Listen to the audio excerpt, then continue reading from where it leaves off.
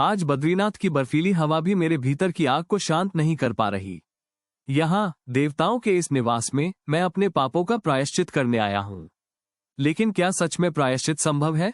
क्या गंगा की पवित्र धारा मेरे हाथों से लगे खून के धब्बे धो सकती है?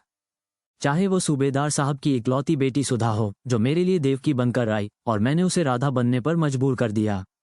वो भोली भाली मासूम लड़की जिसने मुझे विजय सिंह को अपना भगवान मान लिया था। और मैंने उसे क्या दिया?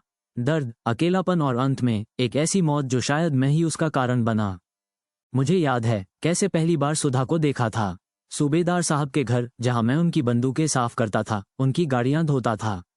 एक वफादार नौकर। सुधा सांवली सलोनी, बड़ी बड़ी आंखों वाली, हमेशा किताबों में डूबी रहती थी।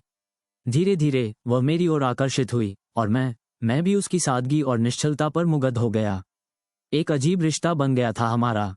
शायद प्रेम, शायद सहानुभूति, शायद सिर्फ एक भ्रम। लेकिन मैं तो बस एक सिपाही था, सूबेदार साहब का वफादार। मैं सुधा के लायक नहीं था, ये जानता था। लेकिन मैंने उसे रोका भी नहीं। मैंने उसे अपने करीब आने दिया, उसकी भावनाएं जगाई और फिर उसे अकेला छोड़ दिया। समाज के डर से, सूबेदार साहब के गुस्से से और शायद अपने आप से डरते हुए। उसकी शादी किसी और से तय हो गई थी। मैं चुप रहा। मैंने विरोध नहीं किया। मैंने उसे बचाने की कोशिश नहीं की। और फिर वो खबर आई, उसकी आत्महत्या। उस दिन मुझे लगा जैसे मेरी आत्मा मर गई। लोगों ने कहा कि वह एक नाजुक दिल की लड़की थी जो शादी के दबाव को सहन नहीं कर पाए। लेकिन मैं जानता हूं कि असली वजह क्या थी। मैं जानता हूं कि मैंने उसे धोखा दिया, उसे तोड़ा। और अब उसके जाने के बाद मुझे एहसास हो रहा है कि मैंने कितना बड़ा पाप किया है। बद्रीनाथ में मैं हर रोज गंगा में डुबकी लगाता हूँ, प्रार्थना करता हूँ, तपस्या करता हूँ। लेकिन मेरे भीतर का शैतान शांत नहीं होता। सुधा की चीखें मेरे कानों में गूंजती रहती हैं। उसकी आंखें मुझ पर सवाल उठाती हुई हमेशा मेरे सामने रहती हैं। क्या कभी मुझे माफी मिलेगी?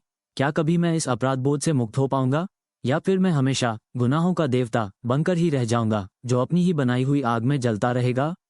कल फिर गंगा में डुबकी लगाऊंगा। शायद कल कुछ जवाब मिले। दोस्तों, आपको ये कहानी कैसे लगी कमेंट करें। आपके जवाब का मुझे इंतजार रहेगा। थैंक्स।